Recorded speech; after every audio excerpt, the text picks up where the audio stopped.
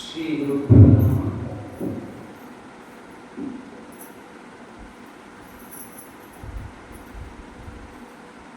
ನಮಸ್ತಭಾವ್ಯ ಸಭಾಪತಿ ಭ್ರಷ್ಟವೋ ನಮೋ ನಮ್ಮ ವಿರೂಪೇಭ್ಯೋ ವಿಶ್ವರೂಪೇ ಭ್ರಷ್ಟವೋ ನಮೋ. ಇಲ್ಲಿ ನೆರೆದ ಎಲ್ಲ ಸಭಿಕರಿಗೂ ಸಭಾಪತಿಗಳಿಗೂ ವಿರೂಪನು ಮತ್ತು ವಿಶ್ವರೂಪನು ಆದ ಆ ಭಗವಂತನಿಗೆ ಅನಂತ ನಮನಗಳು.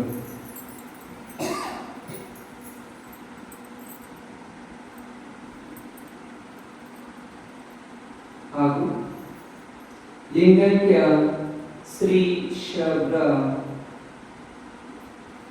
ಬಸವಲಿಂಗ ಪಟ್ಟ ದೇವರ ಪಾದ ಪದ್ಮಗಳಿಗೆ ಒಡಮಟ್ಟು ಹಾಗೂ ಮಹಾ ತಪಸ್ವಿ ಷಟಸ್ಥಲ ಬ್ರಹ್ಮ ಶಿವಾನಂದ ಶಿವಾಚಾರ್ಯರ ಅಡಿತಾವರೆಗಳಿಗೆ ನಮಿಸುತ್ತಾ ಹಾಗೂ ಭಾರತದಲ್ಲಿ ಆಗಿ ಹೋದಂತ ಅಮರ ಗಣಗಳನ್ನೊಳಗೊಂಡು ಎಲ್ಲಾ ಶರಣರಿಗೂ ಅನಂತ ಶರಣಾರ್ಥಿಗಳು.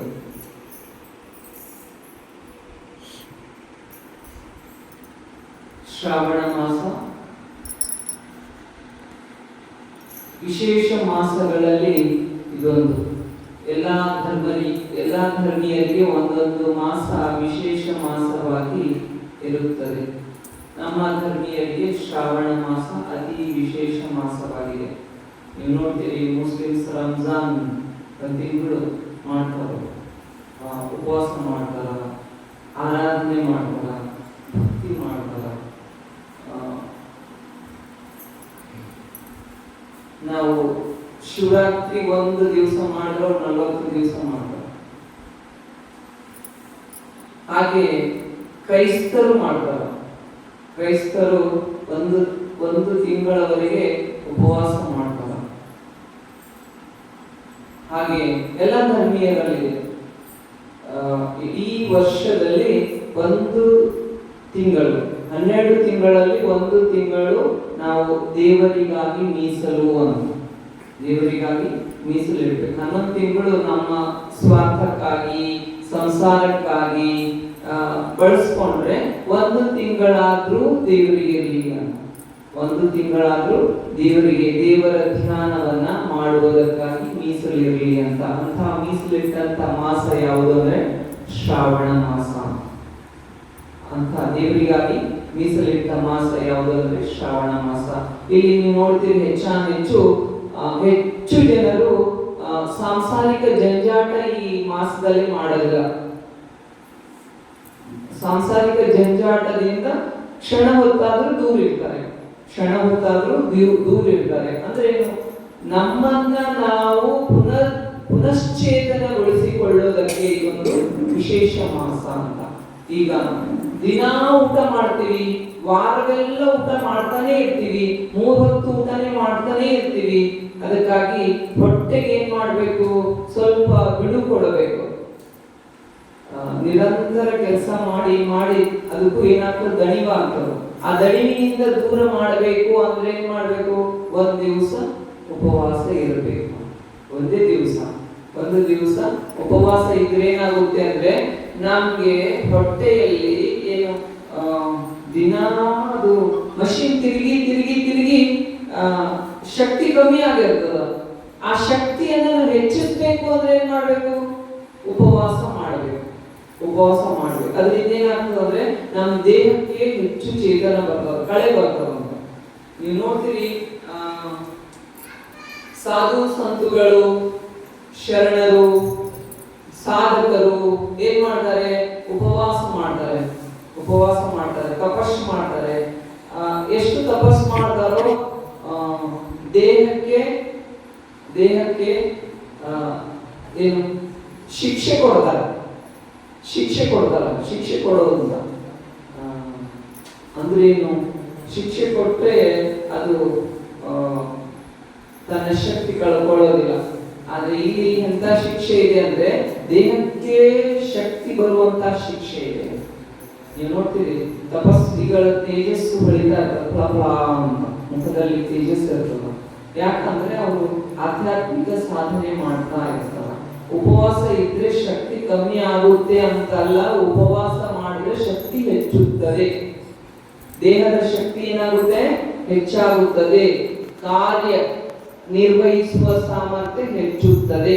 ಅದಕ್ಕಾಗಿ ಏನ್ ಮಾಡ್ಬೇಕು, ವಾರಕ್ಕೆ ಒಂದು ದಿವಸ ಆದ್ರೂ ಉಪವಾಸ ಮಾಡಬೇಕು, ವಾರಕ್ಕೆ ಒಂದು ದಿವಸ ಆದ್ರೂ ಉಪವಾಸ ಮಾಡ್ಬೇಕು. ಇದರಿಂದ ಏನಾಗುತ್ತೆ ಅಂದ್ರೆ ದೇಹಕ್ಕೆ ಪುನಶ್ಚೇತನ, ಪುನಃಶಕ್ತಿಯನ್ನ ದೊರೆಯುತ್ತದೆ. ಅದಕ್ಕಾಗಿ ಏನ್ ಮಾಡ್ರಿ, ಉಪವಾಸ ಮಾಡ್ರಿ.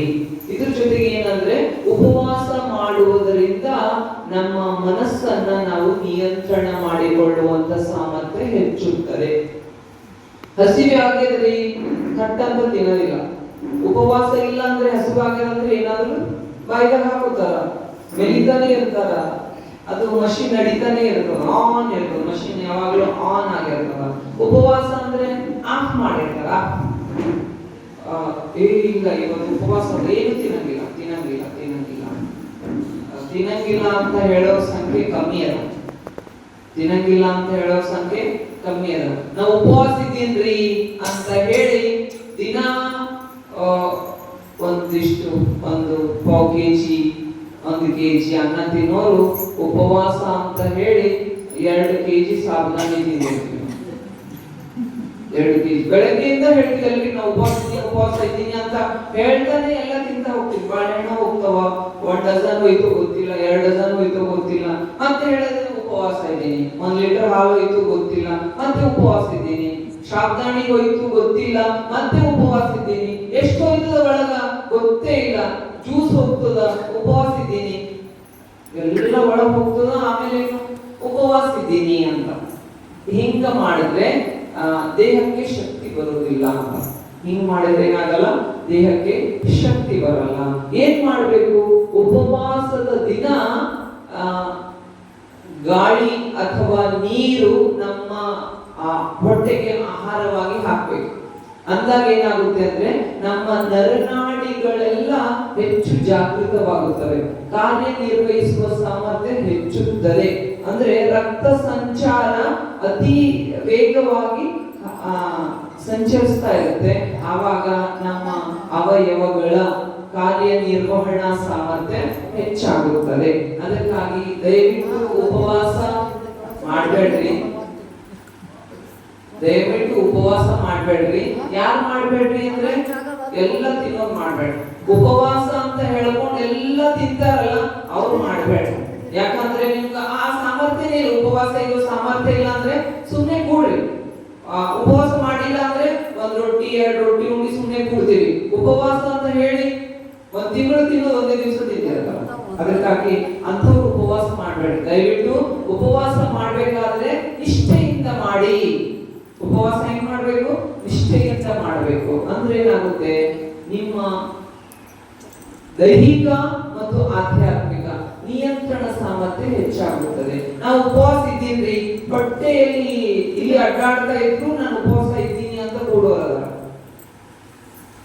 ಉಪವಾಸ ಇದ್ದೀನಿ ಅಂತ ಕೂಡೋರಲ್ಲ. ಯಾಕಂದ್ರೆ ಉಪವಾಸ ಶ್ರದ್ಧೆ ಶ್ರದ್ಧೆ. ನನ್ಗೆ ಇವತ್ತು ಹಸಿವೆನೇ ಆಗಲ್ರಿ, ಯಾಕಾಗಲ್ಲ, ನಾನು ದೇವರ ಧ್ಯಾನದಲ್ಲಿದ್ದೀನಿ. ಉಪವಾಸ ದೇವರ ಮೇಲೆ ಬಿಟ್ಕೊಟ್ಟಿನಿ. ನೀವು ನೋಡ್ರಿ, ಕೆಲವರು ಉಪವಾಸ ಇದ್ರೆ ಊಟದ ಅಡಿಗೆ ಮನೆನೇ ನೆನಪಾಗಲ್ಲ ಅವರಿಗೆ, ಹಸಿವೆನೇ ಆಗಿಲ್ರಿ. ಕೆಲವರು 9 ದಿವಸ ನವರಾತ್ರಿ ಮಾಡ್ತಾರ, ಉಪವಾಸ, ಹನಿ ನೀರು ಕೊಡಲ್ಲ. ನಮ್ದು ನೆಚ್ಚಿನ ಪ್ರಧಾನ ಮಂತ್ರಿನೂ ಮಾಡ್ತಾರ. ಏನ್ ತಗೋತಾರೆ ಅವರು ಹೋದ್ ಸಾರಿ ಉಪವಾಸ ಇದ್ರು, ಅಮೆರಿಕ ಯಾತ್ರಾ ಮಾಡಿದ್ರು.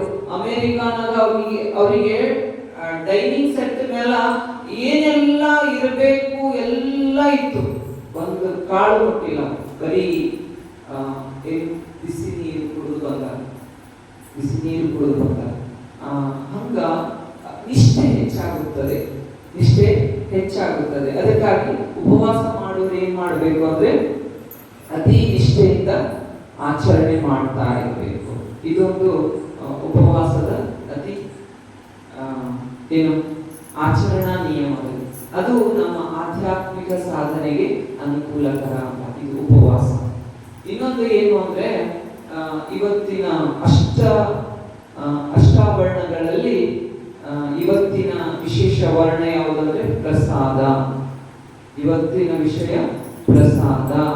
ಪ್ರಸಾದ ಏನು, ಪ್ರಸಾದ ಅಂದ್ರೆ ಏನು ಅಂತ ಕರೀತಾರೆ. ಏನಂತ ಕರಿಬೇಕು, ಎದಕ್ಕೆ ಪ್ರಸಾದ ಅಂತ ಕರಿಬೇಕು? ಪ್ರಸಾದ ಅಂದ್ರೆ ದೇವರಿಗೆ ಮೀಸಲಾಗಿಟ್ಟಂತದ್ದು ಎಲ್ಲವೂ ಪ್ರಸಾದಮಯ. ನಾವೇನೇನು ದೇವರಿಗಂತ ಮೀಸಲಿಡ್ತೀವೋ, ಮೀಸಲು ಅಂದ್ರೆ ನೈವೇದ್ಯ ಇಡ್ತೀವೋ, ಅದೆಲ್ಲ ಪ್ರಸಾದ, ಅದೆಲ್ಲ ಪ್ರಸಾದ. ಅದನ್ನ ಇನ್ನೊಂದು ಸರಳವಾಗಿ ಹೇಳ್ಬೇಕಾದ್ರೆ, ನಾವು ದೇವರಿಗೆ ಅರ್ಪಿಸಿ ದೇವರು ತಿಂದು ಉಳಿಸಿದ್ದೇನದನ್ನು ಅದು ಪ್ರಸಾದ. ಇನ್ನೊಂದು ವ್ಯವಸ್ಥೆಯಲ್ಲಿ ಹೇಳ್ಬೇಕಾದ್ರೆ, ಲಿಂಗಕ್ಕೆ ನೈವೇದ್ಯ ನೀಡಿ ನಾನು ಸೇವಿಸುವುದೇನದನ್ನು ಅದು ಪ್ರಸಾದ. ಲಿಂಗಕ್ಕೆ ನೈವೇದ್ಯ ನೀಡಿ ನಾನು ಸೇವಿಸುವುದೇನದನ್ನು ಅದು ಪ್ರಸಾದ ಅಂತ. ಅದಕ್ಕಾಗಿ ಪ್ರಸಾದ ಅನ್ನುವುದು ಏನಿಲ್ಲ. ನೀವು ನಿನ್ನೆ ಏನು ಪಾದೋದಕ ನೋಡಿದ್ರಿ, ಅಲ್ಲಿ ಎಷ್ಟು ನಿಷ್ಠೆ ಭಕ್ತಿಯಿಂದ ಗುರುವಿನ ಪಾದ ಅಥವಾ ಲಿಂಗಕ್ಕೆ ಹಾಕಿದಂತಹ ನೀರು ನಾವು ಭಕ್ತಿಯಿಂದ ಸೇವನೆ ಮಾಡಿದಾಗ ಅದು ಏನಾಗಿಲ್ಲ, ಪಾದೋದಕ ಆಗಿಲ್ಲ. ಅದೇ ವ್ಯವಸ್ಥೆ ಏನಿದೆ ಅಂದ್ರೆ ಆ ನೈವೇದ್ಯ ನೀಡುವುದು, ದೇವರಿಗೆ ನೀಡಿದಂತಹ ನೈವೇದ್ಯ ಅದನ್ನ ಭಕ್ತಿಯಿಂದ ಸ್ವೀಕಾರ ಮಾಡುವುದೇ ಪ್ರಸಾದ. ಇದೊಂದು ವ್ಯವಸ್ಥೆ. ಆದ್ರೆ ಪ್ರಸಾದ ದೇವರಿಗೆಂದೇ ಸಿದ್ಧಪಡಿಸಲಾದಂತಹ ಸಚ್ಚಿತ್ ಆನಂದದ ಮೂಲಕ ತಯಾರಿಸಿರುವಂತಹ ಖಾದ್ಯವನ್ನ, ಅಂದ್ರೆ ಆಹಾರವನ್ನ ಏನಂತ ಕರ್ಕೊಂಡು ಬಂದಾರ, ಪ್ರಸಾದ ಅಂತ. ದೇವರಿಗೆ ನಾವು ನೈವೇದ್ಯ ಮಾಡುವಾಗ ಏನ್ ಮಾಡ್ತೀವಿ ನೋಡಿರಿಲ್ಲ, ಇಷ್ಟು ನಿಷ್ಠೆಯಿಂದ ಮಾಡ್ತೀವಿ. ಮನೆ ಎಲ್ಲ ಸ್ವಚ್ಛಗೊಳಿಸ್ಬೇಕು, ಎಲ್ಲಿ ಹೊಲಸಿರಂಗಿಲ್ಲ, ಎಲ್ಲ ಸ್ವಚ್ಛ ಮಾಡ್ಬೇಕು. ಆಮೇಲೆ ನಾವು ಸ್ವಚ್ಛ ಆಗ್ಬೇಕು, ಸ್ನಾನಾದಿ ಕ್ರಿಯೆಗಳೆಲ್ಲ ಮುಗಿಸ್ಬೇಕು. ಸ್ನಾನ ಮಾಡಿಲ್ಲ ಅಂದ್ರೆ ಅಡಿಗೆ ಮಾಡೀವಿ, ನೈವೇದ್ಯ ತೋರ್ತೀವ? ತೋರಲ್ಲ. ಯಾಕಂದ್ರೆ ಅಲ್ಲಿ ನಿಷ್ಠೆ ಇಲ್ಲ, ಭಕ್ತಿ ಇಲ್ಲ, ಏನಿಲ್ಲ, ಸುಮ್ಮನೆ ಕಾಟಾಚಾರಕ್ಕೆ. ಇದನ್ನ ನೀವು ಓಂ ಶಾಂತಿಯವರು ಏನ್ ಹೇಳ್ತಾರೆ, ರಾಕ್ಷಸಿ ಪ್ರವೃತ್ತಿ ಅಂತ ಹೇಳ್ತಾರೆ. ಅದಕ್ಕಾಗಿ ಏನು, ನಿಷ್ಠೆಯಿಂದ ಮಾಡಿದಂತಹ ಆಹಾರ ಅದು ದೇವರಿಗೆ ಮೀಸಲು. ಅದು ದೇವರಿಗೆ ಮೀಸಲು. ಅದಕ್ಕಾಗಿ ಅಡಿಗೆ ಮಾಡುವಾಗೆಲ್ಲ ಫಸ್ಟ್ ಏನ್ ಮಾಡ್ತಾರೆ, ಅತಿ ನಿಷ್ಠೆಯಿಂದ ಅಡಿಗೆ ಮಾಡ್ತಾರೆ. ಇದು ಯಾರಿಗಾಗಿ ಮೀಸಲು? ಮೊದಲು ನಮ್ಮ ಭಾವನೆ ಹೆಂಗ್ ತಯಾರಾಗಿರ್ತದ, ಇದು ಫಸ್ಟ್ ಮೊದಲು ಯಾರಿಗದ, ದೇವರಿಗೆ. ನಾವು ಮೊದಲು ಊಟಕ್ಕೆ ಯಾರಿಗೆ ಕೊಡ್ತೀವಿ, ದೇವರಿಗೆ ಊಟ ಕೊಡ್ತೀವಿ. ಆ ದೇವರು ಊಟ ಮಾಡ್ತಾನ ಅಂತ ಅತಿ ನಿಷ್ಠೆಯಿಂದ, ಯಾವ್ದು ಹೆಚ್ಚಾಗಬಾರ್ದು, ಯಾವ್ದು ಕಡಿಮೆ ಆಗಬಾರ್ದು, ಯಾವ್ದು ತಾಮಸಿಕ ಆಹಾರ ಅದರಲ್ಲಿ ಇರಬಾರ್ದು. ಆ ನಿಟ್ಟಿನಲ್ಲಿ ನಾವು ಏನ್ ನೋಡ್ತೀವಿ, ದೇವರಿಗೆ ಅತಿ ಇಷ್ಟವಾಗುವಂತಹ ಆಹಾರವನ್ನು ನಾವು ಸಿದ್ಧಪಡಿಸುವ ಸಂದರ್ಭದಲ್ಲಿ ನಮ್ಮ ಭಾವನೆ ಹೆಂಗಿರ್ತದ, ಅತಿ ಶುದ್ಧವಾಗಿರ್ತದೆ. ದೇವರ ನಾಮಸ್ಮರಣೆಯ ಮೂಲಕ, ದೇವರ ಧ್ಯಾನದ ಮೂಲಕ ದೇವರಿಗೆ ಅಂತ ಭಾವನೆಯನ್ನ ನಾವು ಸಮರ್ಪಿಸ್ತೀವಿ. ನಮ್ಮ ಭಾವನೆ ಸಮರ್ಪಿಸಿದಾಗ ಅತಿ ಅನ್ನ ಏನಾಗ್ತದೆ ಅಂದ್ರೆ ಅತಿ ರುಚಿಕರವಾಗಿ, ಅದರ ರಸದಲ್ಲಿ ಆಧ್ಯಾತ್ಮಿಕ ರಸ ಸೇರಿದೆ. ಆಹಾರದ ರಸ ಏನದ, ತಿನ್ನಕ್ಕೆ ಅತಿ ಸಂತೋಷವಾಗ್ತಾ ಇದೆ. ಅದರ ಜೊತೆಗೆ ಆಧ್ಯಾತ್ಮಿಕ ರಸ, ನಮ್ಮ ಆಧ್ಯಾತ್ಮಿಕ ಭಾವನೆಯ ರಸ ಸೇರಿದಾಗ ಅದೇನಾಗ್ತಾ ಇದೆ, ಪ್ರಸಾದವಾಗ್ತಾ ಇದೆ. ಬಹುಶಃ ನೀವೆಲ್ಲರೂ ಗುರುದ್ವಾರಕ್ಕೆ ಹೋಗಿರಿ, ಬೀದರ್ನ ಗುರುದ್ವಾರಕ್ಕೆ ಹೋಗಿರಿ, ಎಲ್ರಿಗೂ ಗೊತ್ತದ. ನಾವು ಅಲ್ಲಿ ಗುರುದ್ವಾರಕ್ಕೆ ಹೋಗಿ ಗುರುವಿನ ದರ್ಶನ ಮಾಡ್ತೀವೋ ಬಿಡ್ತೀವೋ ಗೊತ್ತಿಲ್ಲ. ನಮ್ ಜೀವ ಎಲ್ಲಿರ್ತದ ಅಂದ್ರೆ ಪ್ರಸಾದ ತಗೋಬೇಕಂತ, ಪ್ರಸಾದದಲ್ಲೇ ಇರ್ತದ. ಮಕ್ಕಳಂತೂ ಹಿಂಗ್ ಸುತ್ತಾಡಿ ಒಂದ್ಸಾರಿ ತಿಂದು ಮತ್ತೊಂದ್ಸರಿ ಓಡೋಡಿ ಬಂದು ಮತ್ತೊಂದ್ಸರಿ ತಿಂದ ಈ ತರ. ಯಾಕಂದ್ರೆ ಅಲ್ಲಿ ಹೋಟೆಲ್ ನಲ್ಲಿ ಇರುವಂತ ಭಾವನೆ ಗುರುದ್ವಾರದಲ್ಲಿ ಇಲ್ಲ. ಇಲ್ಲಿ ಅಡಿಗೆ ಮಾಡ್ಯಾರ, ಅಲ್ಲಿ ಅಡುಗೆ ಮಾಡ್ಯಾರ. ಆದ್ರೆ ಇಲ್ಲಿ ಸೀರಾ ಅಂತ ಹೇಳ್ತಾರ, ಅಲ್ಲಿ ಪ್ರಸಾದ ಅಂತ ಹೇಳ್ತಾರ. ಅದಕ್ಕೆ ಬೇಕಾದ ಅಡುಗೆ ತಯಾರಿಗೆ ಬೇಕಾದಂತಹ ಎಲ್ಲ ವಸ್ತುಗಳದವ ಒಂದೇ ತರ.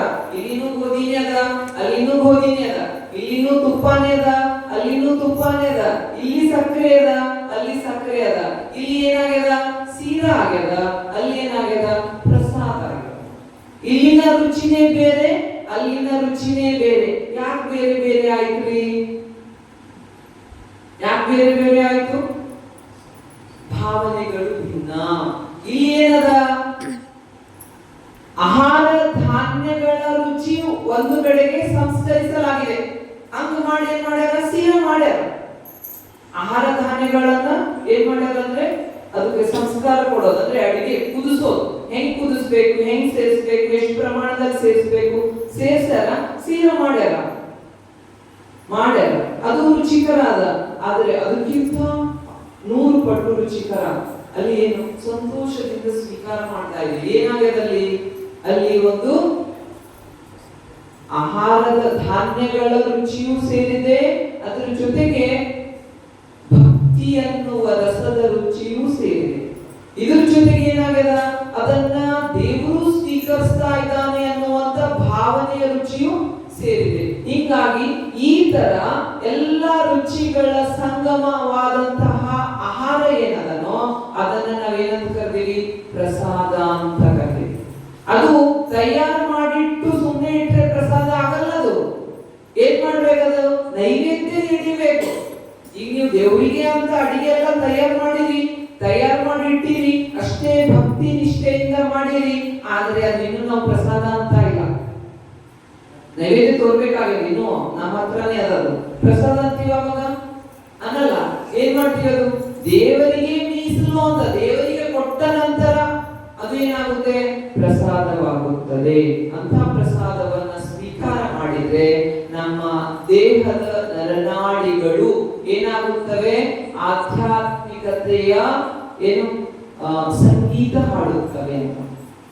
ನಮ್ಮ ದೇಹದ ನರನಾಡಿಗಳು ಏನ್ ಮಾಡ್ತಾ ಇವೆ, ಅಂಥ ಪ್ರಸಾದವನ್ನು ಸೇವನೆ ಮಾಡಿದ್ರೆ ಏನಾಗುತ್ತವೆ, ಸಂಗೀತವನ್ನು ಹಾಡುತ್ತವೆ ಅಂತ. ಅದಕ್ಕಾಗಿ ದೇಹದಲ್ಲಿ ಭಾವನೆಯಲ್ಲಿ ಅಂತಹ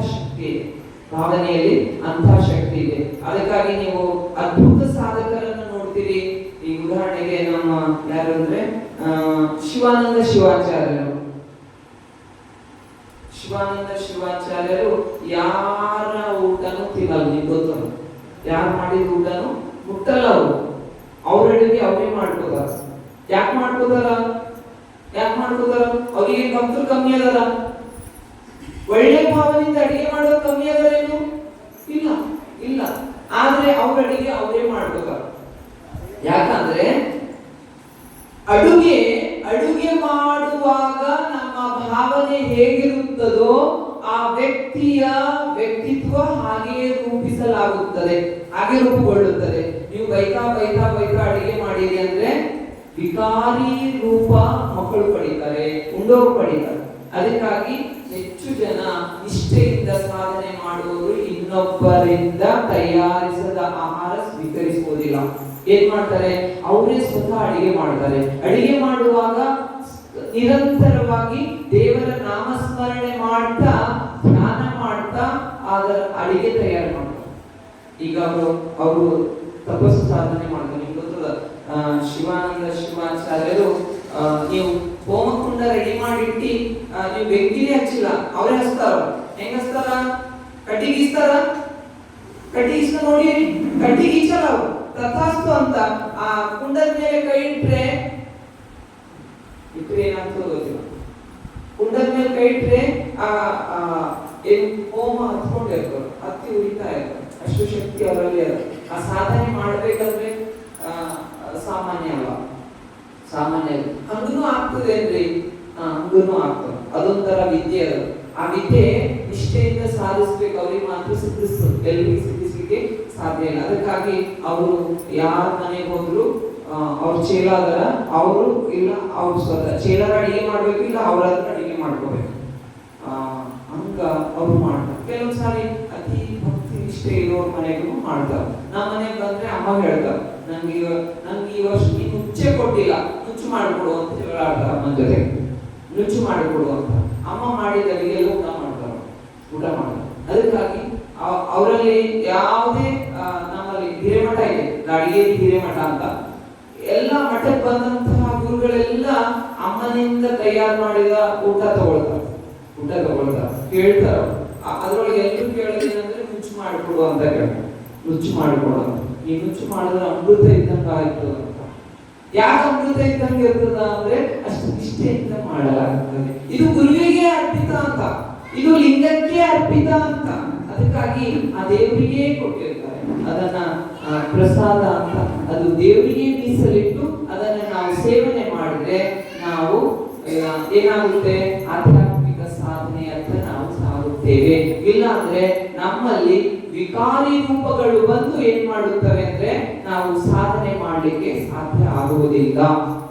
ಅದಕ್ಕಾಗಿ ಹೆಚ್ಚು ಹೊರಗಿನ ಆಹಾರವನ್ನ ಹೆಚ್ಚು ಜನ ಸೇವನೆ ಮಾಡುವುದಿಲ್ಲ.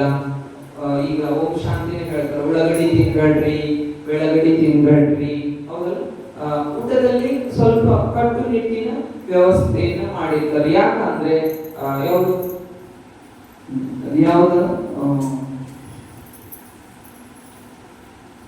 ಉಳ್ಳಾಗಡ್ಡಿ ಬೆಳ್ಳಗಡ್ಡಿ ತಿನ್ನೋದ್ರಿಂದ ಏನ್ ಹಾನಿ ಆಗ್ತದ ಅಂದ್ರೆ ವಿಕಾರಿ ರೂಪ ಬರ್ತಾವ. ಅದು ರಾಜಸಿ ಗುಣಗಳನ್ನ ಬಿಟ್ಟು ತಾಮಸಿ ಗುಣಗಳನ್ನ ರೂಪಿಸುತ್ತದೆ. ಅದಕ್ಕಾಗಿ ಉಳ್ಳಾಗಡ್ಡಿ ಬೆಳ್ಳಗಡ್ಡಿ ತಿನ್ಬೇಡ್ರಿ ಅಂತ. ಆದ್ರೆ ಆರೋಗ್ಯ ದೃಷ್ಟಿಯಿಂದ ನೋಡಿದ್ರೆ ಉಳ್ಳಾಗಡ್ಡಿಗಿಂತ ಬೆಳ್ಳಗಡ್ಡಿ ಸೇವನೆ ಅತ್ಯಗತ್ಯ. ಯಾಕೆ ಅತ್ಯಗತ್ಯ ಅಂದ್ರೆ ನಮ್ಮ ರಕ್ತ ಸಂಚಾರ ಅತಿ ಸುಲಭವಾಗಿ ಪೂರೈಸಿಕೊಡುವುದು ಯಾವುದಂದ್ರೆ ಬೆಳಗಡ್ಡಿ.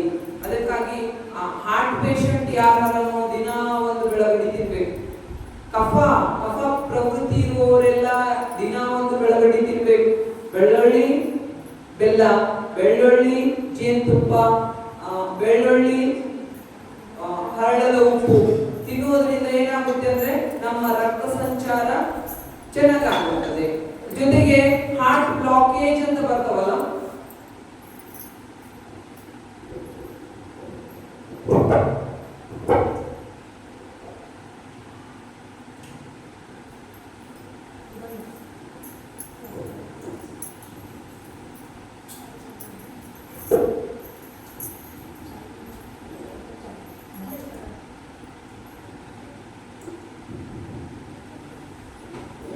ಹಾರ್ಟ್ ಬ್ಲಾಕೇಜ್ ಅಂತ ಇರ್ತದಲ್ಲ, ಆ ಹಾರ್ಟ್ ಬ್ಲಾಕೇಜ್ ಇರುವವರಿಗಂತೂ ಇದು ಸಿದ್ಧೌಷಧ.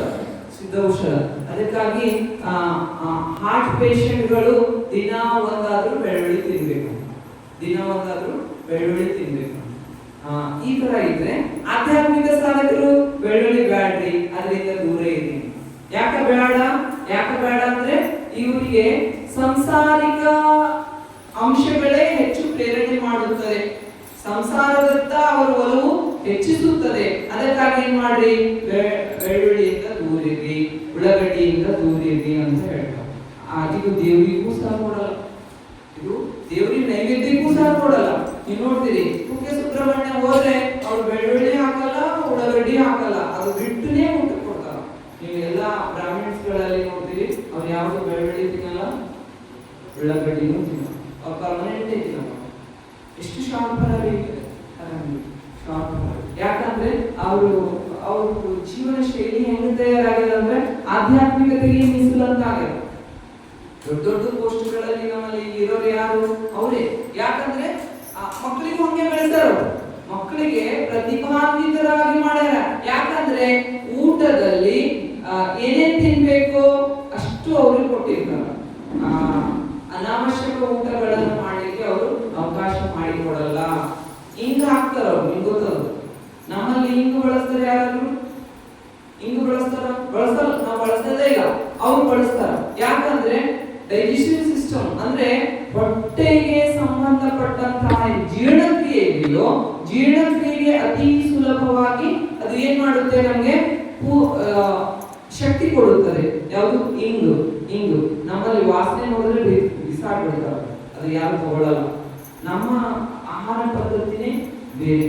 ಅದ್ರ ಜೊತೆಗೆ ಅವ್ರು ಏನ್ ಮಾಡ್ತಾರ, ನೀವು ನೋಡ್ತೀರಿ, ಊಟ ಮಾಡಿ ಕೊನೆ ಹಂತದಲ್ಲಿ ಮಜ್ಜಿಗೆ ಕಂಪಲ್ಸರಿ ಬೇಕು, ಮಜ್ಜಿಗೆ ಕಡ್ಡಾಯವಾಗಿ ತಗೊಳ್ತಾರೆ. ಯಾಕಂದ್ರೆ ಅವರು ನೀರು ಕುಡಿಯೋದಿಲ್ಲ, ಊಟ ಆದ ನಂತರ ಅವರು ನೀರು ಕುಡಿಯೋದಿಲ್ಲ.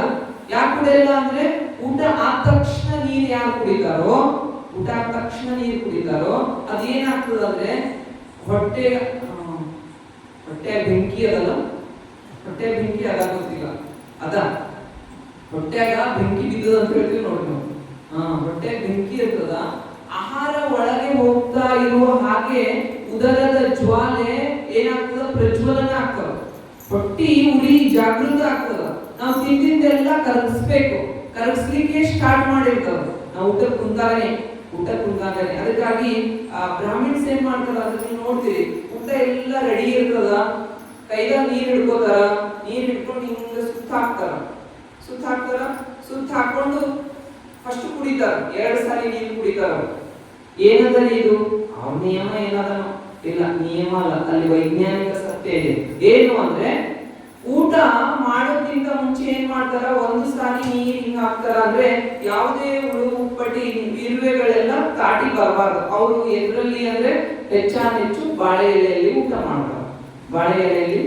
ಮಾಡ್ತಾರೆ. ನಾವೆಲ್ಲ ಯೂಸ್ ಅಂಡ್ ಥ್ರೋ ಪ್ಲಾಸ್ಟಿಕ್ ನಲ್ಲಿ ಹೆಚ್ಚು ಊಟ ಮಾಡ್ತೀವಿ. ನಮ್ಮ ಫಂಕ್ಷನ್ಗಳು ನೋಡ್ಬೇಕು, ಎಷ್ಟು ಶಿಸ್ತಿನಿಂದ ನಾವು ಕಾರ್ಯಕ್ರಮಗಳನ್ನ ಮಾಡ್ತೀವಿ ಅಂತ. ಒಬ್ಬರ ಮೇಲೆ ಒಬ್ಬರು ಬೀಳ್ತಾರ, ನಿಂತು ಎಲ್ಲಿ ಬ್ರಾಹ್ಮಿಣ್ಸ್ ಟೇಬಲ್ ಸಿಸ್ಟಮ್ ಎಲ್ಲಿ ಮಾಡಲ್ಲ, ಅರ್ಧ ರೋಗ ಬರೋದು ಟೇಬಲ್ ಸಿಸ್ಟಮ್ ಊಟ ಮಾಡೋದ್ರಿಂದನೇ. ಯಾರು ನಿಂತು ಊಟ ಮಾಡ್ತಾರೋ, ನಿಂತು ನೀರು ಕುಡಿತಾರೋ ಅವ್ರು ಪೇಷಂಟ್ ಆಗಿರ್ತಾರೆ ಡೆಫಿನೆಟ್. ಇವಾಗ ನಾವು ನಿಂತು ಊಟ ಮಾಡೋದಷ್ಟೇ ಅಲ್ಲ, ನಿಂತು ಅಡಿಗೆ ಮಾಡ್ಬೇಕು. ನಮ್ ಲೈಫ್ ಹೇಗಾಗ್ಯದ, ನಿಂದ್ರೋದ್ರಲ್ಲೇ ನಾವು ನಮ್ದು ಜೀವನ ಕಳೀತಾ ಇದೀವಿ, ನಿಂತೇ ಅಡಿಗೆ ಮಾಡ್ಬೇಕು.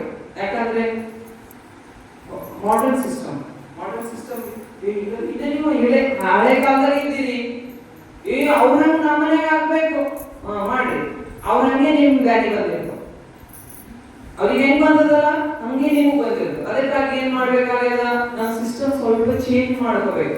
ಅವರು ಹಂಗ ಮಾಡಲ್ಲ, ಬ್ರಾಹ್ಮಿಣ್ಸ್ ಯಾರಿಗೂ ಮಾಡಲ್ಲ, ಅವ್ರ ಸಿಸ್ಟಮ್ ಏನದನೋ ಅದ್ರ ಪ್ರಕಾರನೇ ಮಾಡಿರ್ತಾವ. ಏನು ಫಸ್ಟ್ ನೀರ್ ಹಾಕ್ಯಾರ 1 ಸಾರಿ, 2ನೇ ಸಾರಿ ಏನ್ ಮಾಡ್ತಾರ ಅಂದ್ರೆ ಆ ನೀರ್ ತಗೊಳ್ತಾರ, ಕೈಯಲ್ಲಿ ನೀರ್ ತಗೊಂಡು ಮತ್ತೊಂದ್ ಸಾರಿ ಏನ್ ಮಾಡ್ತಾರ, ದೇವರ ಮಂತ್ರ ಹೇಳ್ತಾರ. ಆ ನೀರಿಗೆ ಮಂತ್ರ ಹೇಳಿ ಫಸ್ಟ್ ಕುಡಿತಾರ, ಊಟ ಮಾಡಲ್ಲ ಅವರು, ಫಸ್ಟ್ ಕುಡಿತಾರ. ನೀರ್ ಕುಡಿದಾಗ ಏನಾಗುತ್ತೆ ಅಂದ್ರೆ ಆ ಹೊಟ್ಟೆ ಒಳಗ ಎಲ್ಲ ನರನಾಡಿಗಳು ಜಾಗೃತ ಆಗುತ್ತವೆ. ಏನಂತ, ಹೊಟ್ಟೆ ಮೆದುಳು ಏನು ಹೇಳ್ತದೆ ಹೊಟ್ಟೆಗೆ, ಈಗಾಗಲೇ ನಾನು ಊಟಕ್ಕೆ ಸಿದ್ಧ ಆಗಿನಿ, ನಿನ್ ಕಾರ್ಯ ಏನು ಶುರು ಮಾಡ್ಕೋ ಅಂತ. ಏನ್ ಶುರು ಮಾಡ್ಬೇಕು, ಆಹಾರ ಜೀರ್ಣಗೊಳಿಸುವಂತಹ ಶಕ್ತಿ ತಯಾರು ಮಾಡ್ಬೇಕು. ಮೊದಲೇ ಇನ್ನು ಊಟ ಒಳಗೆ ಹಾಕೋಕ್ಕಿಂತ ಮುಂಚೆನೆ ಶಕ್ತಿ ಜಾಗೃತಿ ಮಾಡ್ತಾರ, ನೀರು ಕುಡಿಯೋದ್ರ ಮೂಲಕ ಮಾಡಿ. ಏನ್ ಮಾಡ್ತಾರ, ಊಟ ಹಾಕ್ತಾ ಹೋಗ್ತಾರ.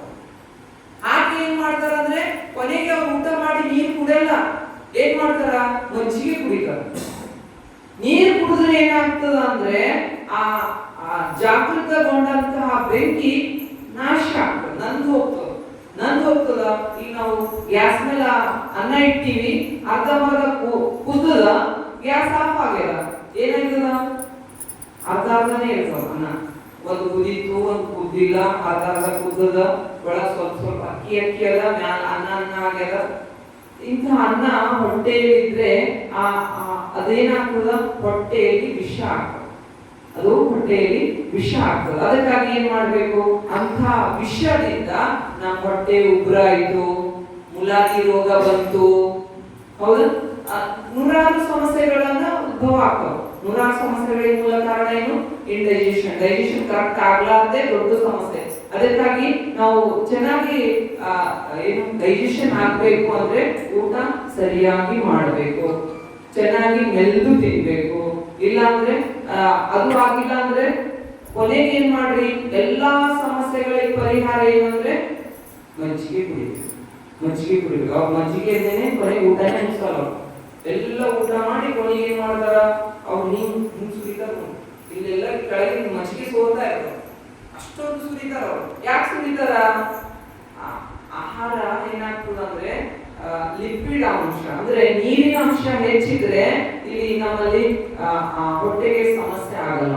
ಅದಕ್ಕಾಗಿ ಏನ್ ಮಾಡ್ತಾರೆ, ಕೊನೆಯವರು ನೀರ್ ಮಾಡಿ ಮಜ್ಜಿಗೆ ಜೊತೆಗೆ ಆಹಾರ ನುಂಗು ಬಿಡ್ತಾರೆ, ಆಹಾರ ಕುಡಿತಾರ. ನೀರು ಮೆಲಿತಾರ, ಆಹಾರ ಕುಡಿತಾರ. ನಾವೇನ್ ಮಾಡ್ತೀವಿ, ನೀರು ಕುಡಿತೀವಿ, ಆಹಾರ ಮೆಲಿತೀವಿ. ಆರೋಗ್ಯವಾಗಿ ಇರ್ಬೇಕಾದ್ರೆ ಏನ್ ಮಾಡ್ಬೇಕು, ಆಹಾರ ಕುಡಿಬೇಕು, ನೀರು ಮೆಲಿಬೇಕು. ಅಂದ್ರೆ ಏನ್ರಿ, ಇದೊಂದು ವಿಚಿತ್ರ ಅಲ್ಲ.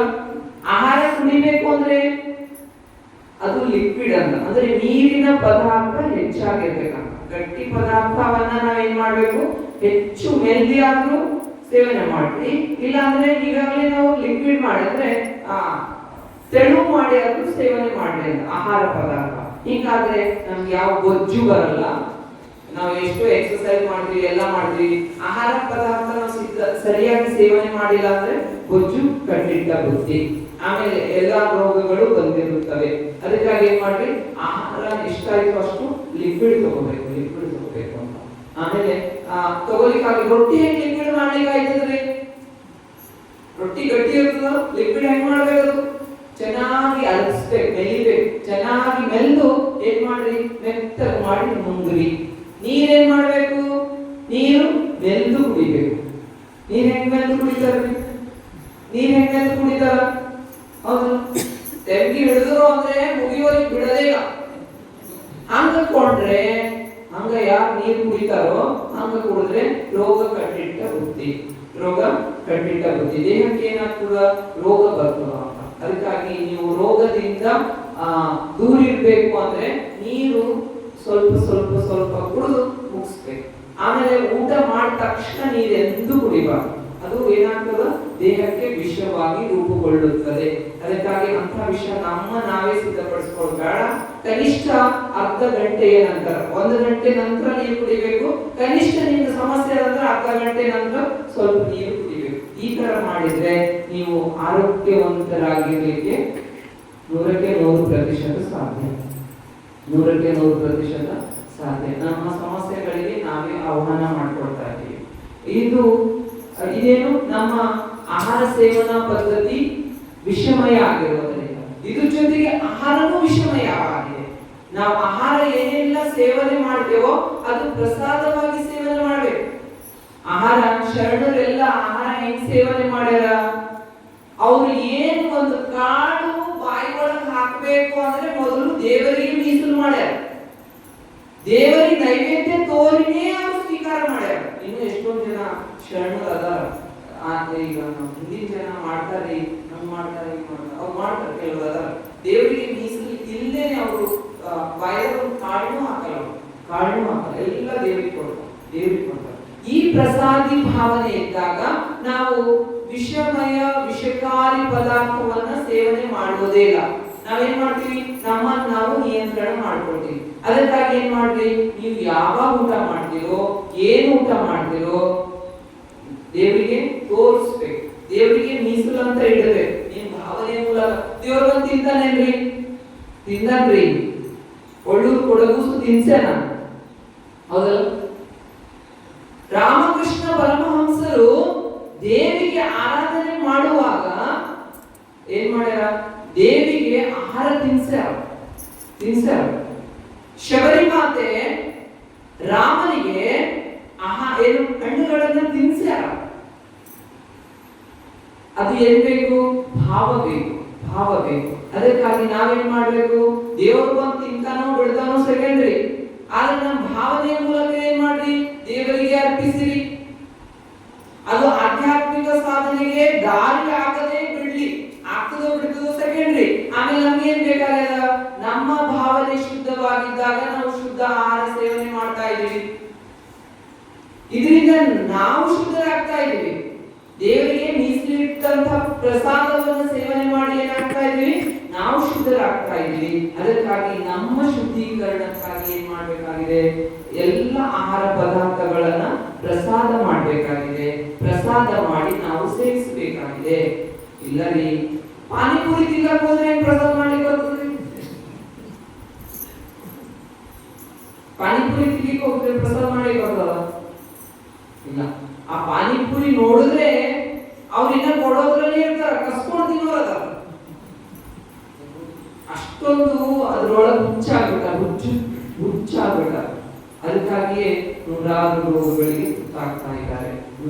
ನೀವು ನೋಡ್ರಿ, ಅವ್ರ ಪಕ್ಕಕ್ಕ ಎಂತ ನೀರ್ ಇರ್ತದ, ಅವ್ರ ಎಂತ ಶುದ್ಧ ಕೈಯಿಂದ ನಿಮ್ಗ ಸರ್ವ್ ಮಾಡ್ತಾರ, ಕೊಡ್ತಾರ, ಅದ್ರ ಬಹಳ ಟೇಸ್ಟ್ ಅದ. ನಮ್ಗೆ ಗೊತ್ತದ ಎಷ್ಟು ಹೊಲಸನ ನೀರ್ನಾಗ ಮಾಡ್ಯಾರ, ಮತ್ತ ಅದು ಹೆಂಗ ನಾಲಿ ಪಕ್ಕಕ್ಕೆ ನಿಂತಿರ್ಬೇಕ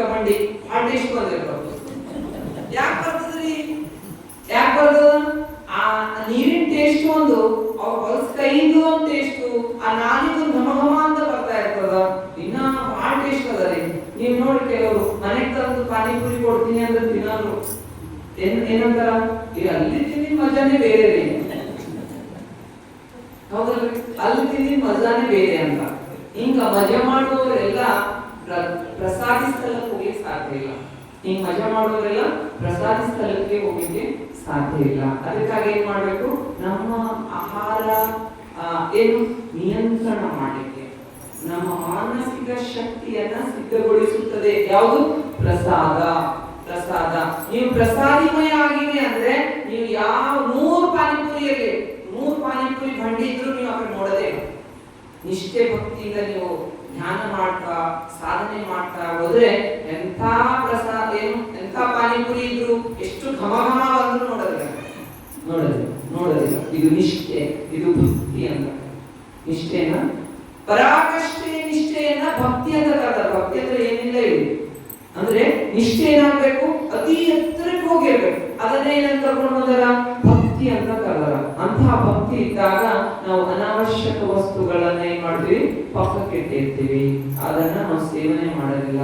ಅದಕ್ಕಾಗಿ ನಮ್ಮ ಬೆಳವಣಿಗೆಗೆ ನಮ್ಮ ಅಭಿವೃದ್ಧಿಗೆ ಪೂರಕವಾಗುವುದು ಯಾವುದು ಅಂದ್ರೆ ಪ್ರಸಾದ.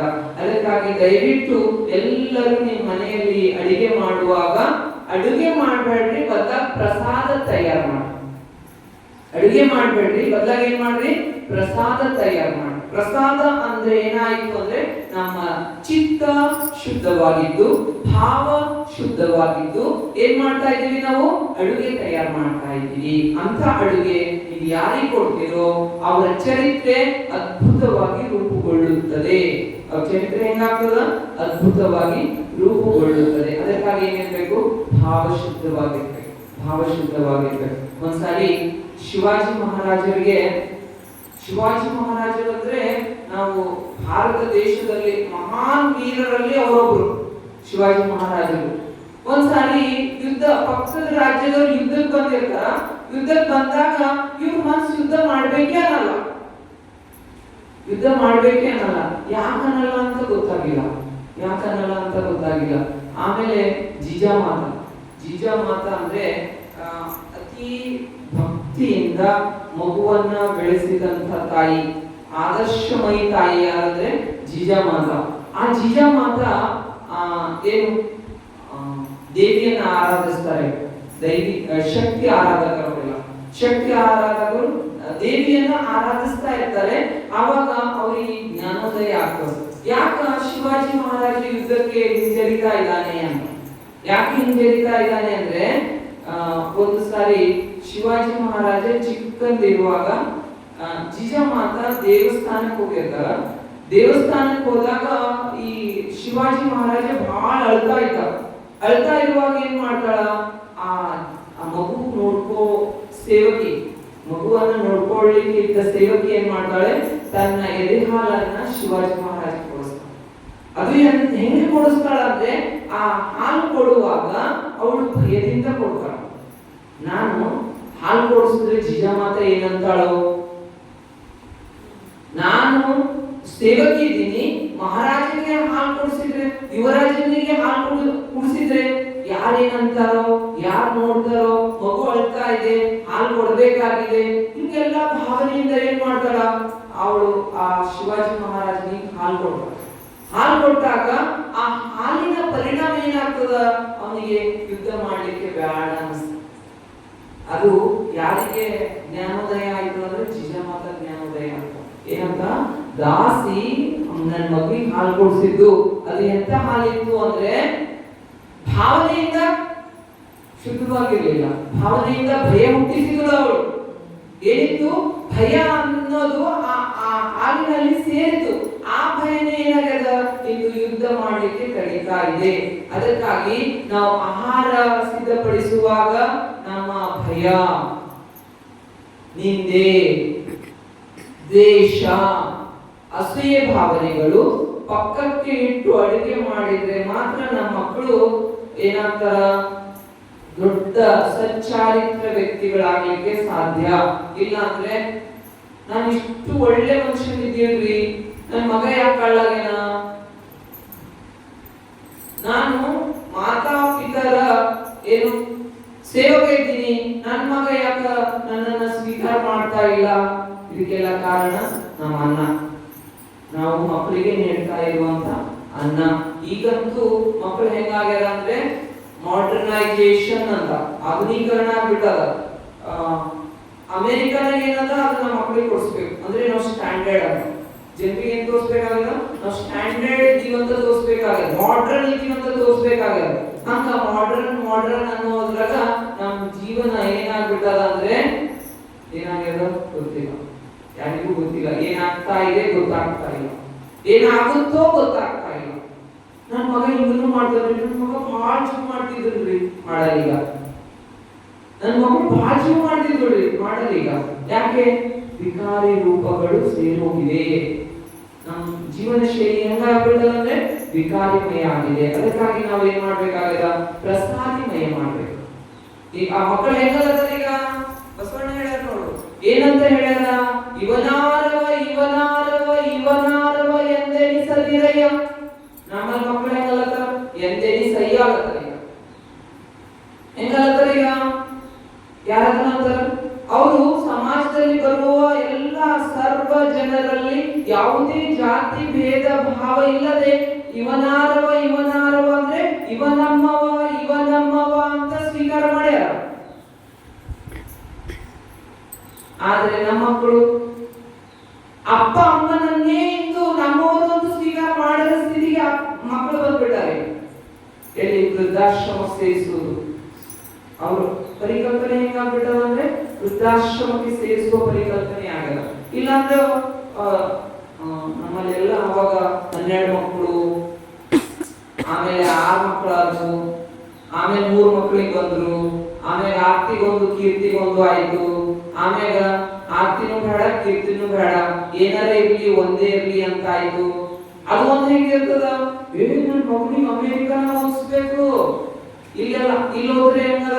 ಬೆಲೆನೇ ಇಲ್ಲ, ನಾವೇ ಕೊಡಲ್ಲ ಬೆಲೆ. ಇಲ್ಲಿ ಓದಿ ಹುಷಾರಾಗಿರೋರಿಗೆ ನಾವು ಬೆಲೆ ಕೊಡಲ್ಲ, ಅಮೆರಿಕದಾಗ ಹೋಗಿ ಥರ್ಡ್ ಕ್ಲಾಸ್ ಇದ್ರೂ ಬೆಲೆ ಕೊಡ್ತೀವಿ ನಾವು.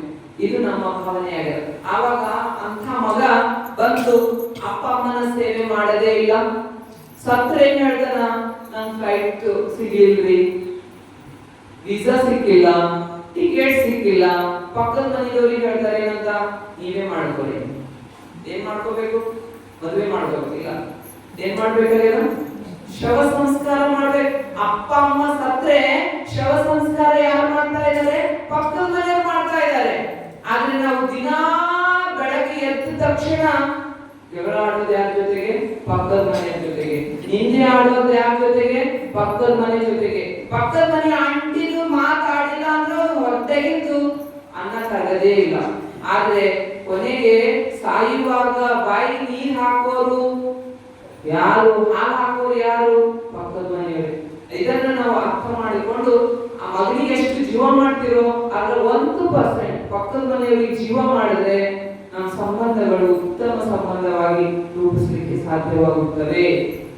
ಬಿಪಿ ಸ್ವಲ್ಪ ಹೆಚ್ಚಾಗ್ಲತ್ತದ ಅಂದ್ರೆ ಸ್ವಲ್ಪ ಕಡಿಮೆ ಆಗ್ತದೆ. ಪಕ್ಕದ ಮನೆಯವರಿಗೆ 1%, ನಿಮ್ಮ ಮಕ್ಕಳ ಪ್ರೀತಿನೊಳಗೆ ಪಕ್ಕದ ಮನೆಯವರಿಗೆ 1% ಪ್ರೀತಿ ಕೊಟ್ರೆ ನಿಮ್ ಬಿಪಿ ಸ್ವಲ್ಪ ಕಡಿಮೆ ಆಗ್ತದೆ. ಯಾಕಂದ್ರೆ ಒಳ್ಳೆ ಸಂಬಂಧ ಇದ್ದಿರ್ತದ. ಅವ್ರು ಮಾಡಿ ನೀವು ಕೊಡ್ತಾರ, ನೀವು ಮಾಡಿದ ಅವ್ರಿಗೆ ಕೊಡ್ತೀರಿ. ಆಮೇಲೆ ಏನಾಗಿರ್ತದ ಅಂದ್ರೆ ನಿಮ್ಮ ಸುಖ ದುಃಖಗಳಲ್ಲಿ ಭಾಗವಹಿಸುವ ಯಾವ ಸಂಬಂಧಿಕರು ಇಲ್ಲ. ಅದಕ್ಕಾಗಿ ಪಕ್ಕದ ಮನೆಯವರಿಗೆ ನೀವೇನಾರ ಕಾಣಿಕೆ ಕೊಡ್ಬೇಕು, ನಿಮ್ ದೋಸ್ತರಿಗೆ ಕೊಡ್ಬೇಡ್ರಿ. ಕೊಡ್ಬೇಡ್ರಂತಲ್ಲ, ಮೊದಲನೇ ಆದ್ಯತೆ ಪಕ್ಕದ ಮನೆಯವರಿಗೆ. ಮೊದಲನೇ ಆದ್ಯತೆ ಪಕ್ಕದ ಮನೆಯವರಿಗೆ. ನಿಮ್ ದೋಸ್ತನ ಜೀವ ಕೊಡೋ ದೋಸ್ತನ ಈ ಸಾಯ್ಲತ್ತೀರಿ ಅಂದ್ರೆ ಫಸ್ಟ್ ಬರೋರು ಪಕ್ಕದ ಮನೆ. ಅವ ಕೊಡ್ತಾನೆ, ಜೀವ ಕೊಡ್ತಾನ. ಎಲ್ಲೋ ನಾವು ಬಂದು ಜೀವ ಕೊಡೋದ್ರಲ್ಲಿ ನೀವು ಯಮರಾಜ ಜೀವ ಕೊಟ್ಟಿರ್ತೇವೆ. ಅದಕ್ಕಾಗಿ ಏನ್ ಮಾಡ್ಬೇಕು? ಆ ಜೀವ ಉಳಿಸೋರು ಯಾರ? ಪಕ್ಕದ ಮನೆಯವರ. ಹಾವು ಕಚ್ಚದ್ರಿ ಫಸ್ಟ್ ಎತ್ಕೊಂಡು ಹೋಗೋರು ಯಾರ? ಪಕ್ಕದ ಮನೆಯವರ. ಹಾರ್ಟ್ ಅಟ್ಯಾಕ್ ಆಗ್ಯದ್ರಿ ಎದಿ ಹಿಡ್ಕೊಂಡು ಎತ್ಕೊಂಡು ಹೋಗೋರು ಯಾರ? ಪಕ್ಕದ ಮನೆಯವರ. ನೀವು ಇಲ್ರಿ, ನಿಮ್ ಮಗ ಬರ್ಲಿ, ನಿಮ್ ದೋಸ್ತ್ ಬರ್ಲಿರಿ ಅಂತ ಕೂಡ್ತಾರ ಅವರು. ಆದ್ರೆ ನೀವು ಕೂತಿರ್ತೀರ, ಚೆನ್ನಾಗಿ ಅಡಿಗೆ ಮಾಡಿದ್ರೆ ಪಕ್ಕದ ಮನೆಯವ್ರಿಗೆ ಕೊಡಲ್ಲ. ನಮ್ ದೋಸ್ತ್ ಬರ್ಲಿ, ನಮ್ ಸಂಬಂಧಿ ಬರ್ಲಿ, ನನ್ ಮಗ ಬರ್ಲಿ, ನನ್ ಮಗನಿ ಮಾಡಿನಿ. ಅದಕ್ಕಾಗಿ ನಾವೇನ್ ಮಾಡ್ಬೇಕಾಗದ? ಪ್ರಸಾದ ರೂಪದಲ್ಲಿ ಸಿದ್ಧಪಡಿಸಿದ ಆಹಾರ ಹಂಚಿ ತಿನ್ಬೇಕು. ನಾವ್ ಇರುವೆ ಆಗ್ಬೇಕು, ಹಂಚಿ ತಿನ್ಬೇಕು. ನಮ್ಮಲ್ಲಿ ಏನ್ ಮಾಡ್ತೀವಿ? ಹೆಂಗೋ ತಿನ್ಬೇಕು. ಹೆಂಗ್ ತಿಂತೀವಿ? ಹೆಂಗ್ ತಿಂತೀವಿ ಆ ತಿನ್ನೋದು ಗೊತ್ತಾಗಲ್ಲ. ಈ ಕೈ ಅಡ್ಡ ಬಂದಿರ್ತದೆ, ಒಳಗೆ ಹೋಗಿರ್ತದೆ, ನುಂಗಿದ್ರು ಇವ್ರು ನುಂಗ್ಯಾರ ಅಂತ ಗೊತ್ತಾಗಲ್ಲ, ಎದುರಿಗವರಿಗೆ ಗೊತ್ತಾಗಲ್ಲ. ಹಂಗ್ ತಿಂತಾ ಇದೀವಿ. ಹಿಂಗ್ ತಿನ್ನೋದು ಏನಾಗ್ತದ ಅಂದ್ರೆ ನಮ್ಮ ಈ ಮೆದುಳಿನಲ್ಲಿ ಭಾವನೆ ಹೆಂಗ್ ಹುಟ್ಟುತ್ತದ ಅಂದ್ರೆ ಮೋಸದ ವಂಚನೆಯ ಭಾವನೆ ರೂಪುಗೊಳ್ತಾ ಇದೆ. ಅಂತದ್ರಲ್ಲಿ ಸೇವಿಸಿದ ಆಹಾರ ನಾವು ಸೇವನೆ ಮಾಡಿದ್ರೆ ನಾವು ಮೋಸ ವಂಚಕರಾಗಿ ರೂಪುಗೊಳ್ತೀವಿ. ಅದಕ್ಕಾಗಿ ಏನ್ ಮಾಡ್ಬೇಕು? ಶುದ್ಧ ಆಹಾರ, ಶುದ್ಧ ಪ್ರಸಾದವನ್ನ ಸೇವಿಸ್ಲಿಕ್ಕೆ ನೀಡಬೇಕು. ಅದಕ್ಕಾಗಿ ಇವನಾರವ ಅಂತ ಅನ್ಬೇಡ್ರಿ, ಬದಲಾಗಿ ಇವನಮ್ಮವ ಅಂದು ಹೆಂಗ ಬಸವಣ್ಣನವರು ಸರ್ವರನ್ನ ಸ್ವೀಕಾರ ಮಾಡಿದ್ರು, ನಾವು ಅಟ್ಲೀಸ್ಟ್ ನಮ್ಮ ಕುಟುಂಬದವರನ್ನೇ ಸ್ವೀಕಾರ ಮಾಡಿದ್ರು ಸಮಾಜದಲ್ಲಿ ಶಾಂತಿ ನೆಲೆಸುತ್ತದೆ. ನೀವು ಎಲ್ಲರನ್ನ ಸ್ವೀಕಾರ ಮಾಡೋದು ದೊಡ್ಡ ಕಥೆ ಆಯ್ತು. ನಾವು ಬಸವಣ್ಣ ಆಗ್ಬೇಕಾಗ್ತದ್ರಿ, ಅಷ್ಟು ಶಕ್ತಿ ನಮ್ಮಲ್ಲಿ ಇಲ್ಲ. ಅಷ್ಟಿಲ್ಲ ಅಂದ್ರೆ ನೀವು ಕುಟುಂಬದವರನ್ನೇ ಸ್ವೀಕಾರ ಮಾಡಿ. ನೀವು ನಮ್ಮನ, ನಮ್ಮಮ್ಮ, ನಂದಪ್ಪ, ನಂದಣ್ಣ, ನನ್ನ ತಮ್ಮ, ನನ್ನ ಅಕ್ಕ, ನನ್ನ ತಂಗಿ ಅಂತ ಇಷ್ಟು ಹೇಳುವಂತ ಭಾವನೆ ಇದ್ರೂ ಸಹ ಸಮಾಜದಲ್ಲಿ ಒಡಕು ಉಂಟಾಗುವುದಿಲ್ಲ, ಐಕ್ಯತೆ ರೂಪಿಸಲಿಕ್ಕೆ ಸಾಧ್ಯವಾಗುತ್ತದೆ. ನೀವೆಷ್ಟು ಭಾಷಣ ಕೇಳಿದ್ರೂ ಉಪಯೋಗ ಇಲ್ಲ. ಇಲ್ಲಿ ಕೇಳುವವರಿಗೆ ನೆನಪಿರ್ತದೆ, ಅದ್ರ ಆಚರಣೆ ಬರ್ಬೇಕು. ನಮ್ಮಲ್ಲಿ ಭಾರತದಲ್ಲಿ ದರಿದ್ರತನ ಬಗ್ಗೆ ಏನ್ ಕಾರಣ ಅಂದ್ರೆ ನಮ್ಮಲ್ಲಿ ಮಂತ್ರಗಳ ಸಮಸ್ಯೆ ಇಲ್ಲ, ತಂತ್ರಗಳ ಸಮಸ್ಯೆ ಇಲ್ಲ, ಜ್ಞಾನದ ಸಮಸ್ಯೆ ಇಲ್ಲ, ಸಂಪತ್ತಿನ ಸಮಸ್ಯೆ ಇಲ್ಲ. ಇರೋದೊಂದೇ, ಜನರು ಒಂದು ಸೋಮಾರಿಯಾಗಿದ್ದಾರೆ, ಇನ್ನೊಂದು ಆಚರಣೆ ಮಾಡುವವರೇ ಇಲ್ಲ. ಇದರಿಂದ ಏನಾಗಿದೆ ಅಂದ್ರೆ ಆ ಜ್ಞಾನ ಇದ್ದಲ್ಲಿಯೇ ಇದೆ, ಜ್ಞಾನ ಆಚರಣೆಗೆ ಬರ್ತಾ ಇಲ್ಲ. ಅದಕ್ಕಾಗಿ ಆಚರಣೆಗೆ ಬರ್ಬೇಕು ಅಂದ್ರೆ ನಮ್ಗೆಲ್ರಿಗೂ ಗೊತ್ತದ, ಪ್ರಸಾದ ಅಡಿಗೆ ಹೆಂಗ್ ಮಾಡ್ಬೇಕು, ನೈವೇದ್ಯ ಹೆಂಗ್ ಮಾಡ್ಬೇಕು ಎಲ್ರಿಗೂ ಗೊತ್ತದ. ಮಾಡೋದು ನಾವಿವತ್ತು ಹೊಸದ ಏನಾದ್ರು ಹೇಳಿನಿ ಅಂದ್ರೆ ಹೊಸದೇನಾರ ಇತ್ತ? 1% ಹೊಸದಿಲ್ಲ, 1% ಹೊಸದಿಲ್ಲ. ಎಲ್ಲ ನಿಮ್ಗೆ ಗೊತ್ತಿದ್ದಿದ್ದೇ ಅದ. ಅದಕ್ಕಾಗಿ ಏನ್ ಮಾಡ್ಬೇಕಾಗಿದೆ? ಆಚರಣೆಯಲ್ಲಿಲ್ಲ. ಗೊತ್ತಿದ್ರು ಸಹ ಏನಾಗ್ತಾ ಇದೆ? ಆಚರಣೆಯಲ್ಲಿಲ್ಲ. ಅದಕ್ಕಾಗಿ ಏನ್ ಮಾಡ್ಬೇಕಾಗಿದೆ? ಇವತ್ತಿನಿಂದ ನೀವು ಸ್ನಾನ ಮಾಡ್ತಿರೋ ಬಿಡ್ತಿರೋ ಗೊತ್ತಿಲ್ಲ ಅದು, ಆದ್ರೆ ಭಾವನೆ ಮಾತ್ರ ಶುದ್ಧ ಇರಿ. ನೀವು ಸ್ನಾನ ಮಾಡಿರಿ, ಬಟ್ಟೆ ಪೀತಾಂಬರ ಹಾಕಿರಿ, ಬಡಿ ಕಟ್ಟಿ ಹುಟ್ಟಿರಿ, ಗೋಳ್ ಹಾಕ್ತಾ ಅಡಿಗೆ ಮಾಡಿರಿ, ಅದು ಮಾತ್ರ ವಿಷವಾಗುತ್ತದೆ. ನೀವು ಸ್ನಾನ ಮಾಡಿಲ್ಲ, ಅಡಿಗೆ ಮಾಡ್ತಾ ಇದ್ದೀರಿ, ಆದ್ರೆ ಭಾವನೆ ಆತ್ಮ ಮತ್ತು ಪರಮಾತ್ಮನಿಗೆ ಸೇರಿದಂತ ಭಾವನೆಯಿಂದ ಅಡಿಗೆ ತಯಾರು ಮಾಡಿರಿ ಅಂದ್ರೆ ಅದು ಅಮೃತ ಆಗಿ ರೂಪುಗೊಳ್ಳುತ್ತದೆ. ಅದಕ್ಕಾಗಿ ನೀವೆಲ್ಲ ಅಮೃತವನ್ನ ನೀಡುವಂತಹ, ಅಮೃತವನ್ನ ತಯಾರು ಮಾಡುವಂತಹ ಮಾತೆಯರಾಗ್ರಿ ಅಂತ ನೀವು ಅಷ್ಟೇ ಅಲ್ಲ, ಮತ್ತೆ ನಿಮ್ ಸಂಪರ್ಕ ಬರುವವರಿಗೆಲ್ಲ ತಿಳಿಸ್ಬೇಕು, ಹಿಂಗ್ ಮಾಡ್ರಿ. ಇದರಿಂದ ನಾವು ನಮ್ಮ ಭಾರತದಲ್ಲಿ ಆಗುವಂತಹ 50% ಅಪರಾಧವನ್ನ ತಡೆಗಟ್ಟಬಹುದು. ಇದರಿಂದ ಪ್ರಸಾದಿಮಯ ವ್ಯವಸ್ಥೆಯಿಂದ. ಅದಕ್ಕಾಗಿ ಇವನಾರವ ಅನ್ಬೇಡ್ರಿ, ಬದಲಾಗಿ ಇವನಮ್ಮವ ಅಂತ ಅನ್ರಿ. ನೀವು ನೋಡ್ತೀರಿ ಮುಸ್ಲಿಮ್ರಲ್ಲಿ ಎಷ್ಟು ಐಕ್ಯತೆ ಇದೆ ಅಂತ. ನೀವು ಬಸ್ನಾಗ ಹೋಗುವಾಗ ಮುಸ್ಲಿಂ ಹುಡುಗ ಕುಂತಿರ್ತಾರೆ ಸೀಟ್ ಮೇಲೆ, ಒಬ್ಬ ಮುಸ್ಲಿಂ ಹುಡುಗಿ ಬಂದ್ಲು ಅಂದ್ರೆ ಬುರ್ಕ ಇರ್ಬೇಕಷ್ಟೇ, ಮುಸ್ಲಿಂ ಮಾಡೋ ಇಲ್ಲೋ ಗೊತ್ತಿಲ್ಲ, ಬುರ್ಕ ಹಾಕಿದ ಒಂದು ಸ್ತ್ರೀ ಬಂದ್ರು ಅಂದ್ರೆ ಕಟ್ ಅಂತ ಹೇಳ್ದ ನಾವು ಏನ್ ಮಾಡ್ತಾನ? ಆ ಚೇರ್ ಕೊಡ್ತಾನ, ಯಾವುದು ಆ ಸೀಟ್ ಕೊಡ್ತಾನೆ, ಬಸ್ನಾಗ ಸೀಟ್ ಕೊಡ್ತಾನೆ. ಆದ್ರೆ ನಮ್ಮವರು ನಮ್ಮ ಪಕ್ಕದ ಮನೆಯವ್ರು ಇದ್ರೆ ಹಿಂಗೆ ಕೂರ್ತಿರ್ತಾರ, ನೋಡೋದೇ ಇಲ್ಲ. ಐದು ಅಂಕಲ್ ಯಾಕಂದಿರಿ ನೈ ನೋಡಿ ನಿಮ್ಗ ಅವ್ನು ನೋಡಿರ್ತಾನ, ಅವ್ರು ಬಸ್ ಹತ್ತಿನಾಗೆ ನೋಡಿರ್ತಾನ, ಆದ್ರೆ ಅವ್ನು ಸೀಟ್ ಕೊಡ್ಬೇಕಾಗ್ತದ ಅಂತ ಏನ್ ಮಾಡ್ತಾನ? ಯಾವ ಕಡೆನೂ ಮರೆ ಮಾಸ್ಕೊಂಡು ಕೂತಿರ್ತಾನ. ಇಂಥ ಭಾವಗಳು ನಾವಾಗಿವಿ. ಅವರು ಒಂದು ಮುಸ್ಲಿಂ ಹುಡುಗಿ ಇನ್ನೊಂದು ಮುಸ್ಲಿಂ ಹುಡುಗಿ ಇದ್ರೆ, ಈಗ ಅಲ್ಲಿ ಕೂತಾಳ ಅವಳು, ಫಸ್ಟ್ ಬಂದಾಳ, ಇನ್ನೊಂದು ಹುಡುಗಿ ಆಮೇಲೆ ಬಂದಾಳ ಅಂದ್ರೆ ಅವ್ರಿಬ್ರು ಹತ್ರ ಹೋಗಿ ಕೂಡ್ತಾರ, ಒಂದೇ ಕಡೆ ಕೂತಿರ್ತಾವ. ನೋಡಿ, ಅಬ್ಸರ್ವ್ ಮಾಡಿ ಒಂದ್ಸಾರಿ, ಆದ್ರೆ ನಮ್ಮವರು ಆ ಭಜನಿನೇ ಹೋಗಿರ್ತಾರ, ಪಕ್ಕದ ಮನೆಯಲ್ಲೇ ಪಕ್ಕಕ್ಕೆ ಕುಂತಿರ್ತಾರ, ಮಾತೇ ಆಡಲ್ಲ, ನೋಡದೇ ಇಲ್ಲ. ಯಾಕಂದ್ರೆ ಅಹಂಕಾರ. ಈ ಅಹಂಕಾರ ನಮ್ಮ ಜೀವನವನ್ನ ನಾಶಗೊಳಿಸುತ್ತದೆ. ಅದಕ್ಕಾಗಿ ಏನು ಅಹಂಕಾರಿಗಳಾಗಿರ್ಬಾರ್ದು. ಒಂದು ಸಣ್ಣ ಟೈಮ್ ಈಗಾಗಲೇ ಆಗಿದೆ. ಮುಗಿಸ್ಬಿಡೋಣ. ಒಂದು ಸಣ್ಣ ನಿದರ್ಶನ ಏನು ಅಂದ್ರೆ, ಒಂದು ಸಾರಿ ಒಂದು ಊರಾಗ ದೇವಸ್ಥಾನ ಕಟ್ಟಿರ್ತಾರ. ದೇವಸ್ಥಾನ ಅಂದ್ರೆ ಗುಡಿ ಕಟ್ಟೆ ಆಗಿಲ್ಲ, ಇನ್ನ ಅದ್ರೊಳಗ ಮೂರ್ತಿ ಕೂರ್ಸಿಲ್ಲ. ಗುಡಿ ಕಟ್ಟೆ ಆಗ ಅದ್ರೊಳಗ ಮೂರ್ತಿ ಕೂಡಿಸ್ಬೇಕು. ಮೂರ್ತಿ ಕೂಡಿಸ್ಬೇಕಂದ್ರೆ ಮಾರ್ಕೆಟ್ಲಿ ತಂದು ಕಟ್ಟಂತ ಕೂಡ್ಸೋದಿಲ್ಲ. ಮೂರ್ತಿ ಕೂಡಿಸ್ಬೇಕಾದ್ರೆ ಅದರದ್ದೇ ಆದಂತ ಪ್ರಾಣ ಪ್ರತಿಷ್ಠಾಪನೆ ಮಾಡಬೇಕು, ವೈಭವದಿಂದ ಮೆರವಣಿಗೆ ಮಾಡ್ಕೊಂಡು ಬರಬೇಕು, ಏನೆಲ್ಲ ಕ್ರಿಯೆಯ ಮೂಲಕ ದೇವತೆಯನ್ನ ಆಹ್ವಾನ ಮಾಡಬೇಕು. ಇದೆಲ್ಲ ಪ್ರಕ್ರಿಯೆ ಇರ್ತದೆ. ಏನ್ ಮಾಡ್ತಾರ ಅಂದ್ರೆ, ಆ ದೇವಾಲಯದಲ್ಲಿ ಮೂರ್ತಿ ಕೂರಿಸ್ಬೇಕಂತ ಊರಿನ ಜನ ಎಲ್ಲ ನಿರ್ಧಾರ ಮಾಡಿ ಒಂದು ಮೂರ್ತಿ ತಂದು ಊರು ಅಕ್ಸಿ ಒಳಗೆ ನಿಲ್ಲಿಸ್ತಾರ, ಅಲ್ಲೇ ಇಳಿಸ್ತಾರ. ಇಳಿಸಿ ಊರ್ ಅಕ್ಸಿಯಿಂದ ದೇವಸ್ಥಾನದವರೆಗೆ ಮೆರವಣಿಗೆ ಮಾಡ್ಕೊಂಡು ಹೋಗ್ಬೇಕು. ಮೆರವಣಿಗೆ ಮಾಡ್ಕೊಂಡು ಹೋಗ್ಬೇಕಂದ್ರೆ ಬಾಜಾ ಭಜಂತ್ರಿ ಎಲ್ಲ ತರ್ತಾರ. ಹೆಂಗ್ ಮೆರವಣಿಗೆ ಮಾಡ್ಕೊಂಡು ಹೋಗ್ಬೇಕು? ರಥದಲ್ಲಿ ಕೂರಿಸ್ಕೊಂಡು ಹೋಗ್ಬೇಕು. ರಥನೇ ಸಿಕ್ಕಿಲ್ಲ, ಹೆಂಗ್ ಹೋಗ್ಬೇಕು? ಆಕಳನ್ನೇ ತಗೊಂಡು ಹೋಗ್ಬೇಕು, ಆಕಳೇ ಸಿಕ್ಕಿಲ್ಲ. ಹೆಂಗ್ ತಗೊಂಡು ಹೋಗ್ಬೇಕ್ರಿ? ಪಲ್ಲಕ್ಕಿ ತಗೋಬೇಕು. ಪಲ್ಲಕ್ಕಿ ಇನ್ನು ಪಲ್ಲಕ್ಕಿನೇ ತಯಾರಾಗಿಲ್ಲ. ಏನ್ ಮಾಡ್ಬೇಕೀಗ? ಎಕ್ಕಡೆ ನೋಡ್ತಾರೆ, ಯಾವುದು ಸಿಗಲ್ಲ ಮೆರವಣಿಗೆ ಮಾಡ್ಲಿಕ್ಕೆ. ಕೊನೆಗೊಂದು ಅಲ್ಲಿಂದ ಕತ್ತೆ ಹೋಗ್ತಾ ಇತ್ತು, ಒಂದು ಕತ್ತೆ ಹೋಗ್ತಾ ಇತ್ತು. ಏನ್ ಮಾಡ್ತಾರ? ಈ ಕತ್ತೆ ತಗೊಂಡು ಹೋದ್ರೆ ಹೆಂಗ ಅಂತ ಕತ್ತೆ ತಗೊಂಡು ಏನ್ ಮಾಡ್ತಾರ? ಮೆರವಣಿಗೆ ಮಾಡನೆ ಅಂತ ಎಲ್ಲರೂ ನಿರ್ಧಾರ ಮಾಡಿ ಆ ಕತ್ತೆ ತಗೋತಾರ. ತಗೊಂಡು ಕತ್ತೆ ಮೇಲೆ ಮೆರವಣಿಗೆ ಮಾಡ್ತಾರ ಅಂತ ಮತ್ ಕೆಲವರು ಮಾತಾಡ್ತಾರ. ಅವಾಗ ಏನ್ ಮಾಡ್ತಾರ? ಕತ್ತೆನ ಮೆರವಣಿಗೆ ಮಾಡಿದ್ರೆ ಏನಾಗದು, ಕತ್ತೆ ಕಾಣಿಸ್ಬಾರ್ದು ಅಷ್ಟೇ ಅಂತ ತಯಾರು ಮಾಡೋಣ. ಹೆಂಗ್ ಮಾಡಿದ್ರು ಅಂದ್ರೆ, ಅದು ಪಲ್ಲಕ್ಕಿ ಅಂತ ತಯಾರು ಮಾಡಿದ್ರು ಕತ್ತೆಗೆ. ಅದು ಕತ್ತೆ ನಡೀತಾ ಇರ್ಬೇಕು, ಅದು ಪಲ್ಲಕ್ಕಿ ಕಾಣಿಸ್ಬೇಕು ಅಂತ ತಯಾರು ಮಾಡಿದ್ರು. ಮಾಡಿ ಏನ್ ಮಾಡಿದ್ರು? ಕತ್ತೆ ಎಲ್ಲ ಬಟ್ಟೆ ಹಾಕಿದ್ರು, ಸುತ್ತಲೆಲ್ಲ ಕತ್ತೆಗೆ ಬಟ್ಟೆ ಹಾಕಿದ್ರು. ಆದ್ರೆ ಕಣ್ಣು ಕಾಣುವಾಗ ಅಷ್ಟೇ ಕಟ್ ಮಾಡಿದ್ರು ಕತ್ತೆ. ಮತ್ತೆ ಸುಂದರ ಸುಂದರ ಕಾಣಿಸ್ತಾ ಇತ್ತು, ಒಂದು ಪಲ್ಲಕ್ಕಿ ಕಾಣಿಸ್ತಾ ಇತ್ತು. ಅದ್ರ ಮೇಲೆ ಲಿಂಗ ಇಟ್ಕೊಂಡ್ರು.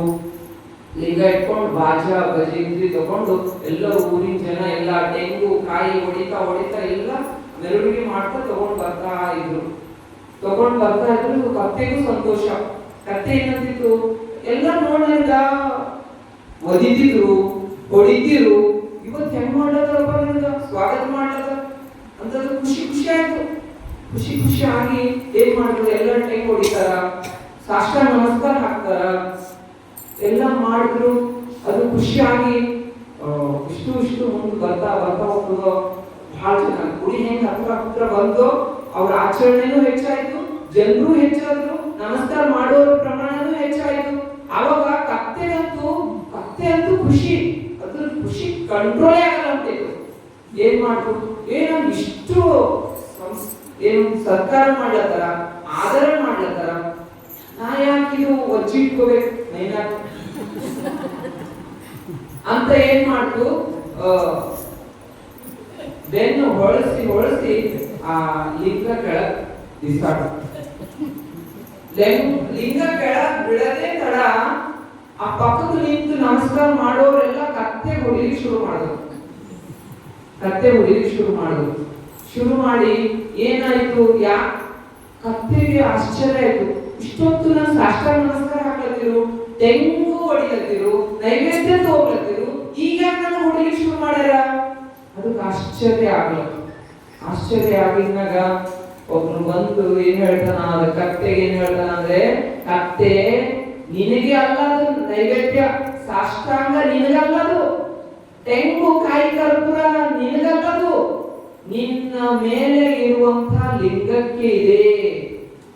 ಅದೆಲ್ಲ ಯಾರಿಗಿದೆ? ಲಿಂಗಕ್ಕೆ ಇದೆ. ನಿನಗೇನಾಯ್ತು? ಅಹಂಕಾರ ಬಂದು ಲಿಂಗ ತೆಗೆದು ಹಾಕಿದೀನಿ. ಅಹಂಕಾರ ಬಂದು ಏನ್ ಮಾಡಿದಿ? ಲಿಂಗ ತೆಗೆದು ಹಾಕಿದಿ.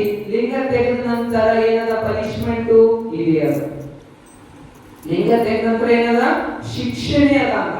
ಅದಕ್ಕಾಗಿ ನಾವು ಎಲ್ಲಿ ಅಹಂಕಾರಿಗಳಾಗ್ತವೋ ನಾವು ಶಿಕ್ಷೆಗೆ ಒಳಗಾಗ್ತೀವಿ.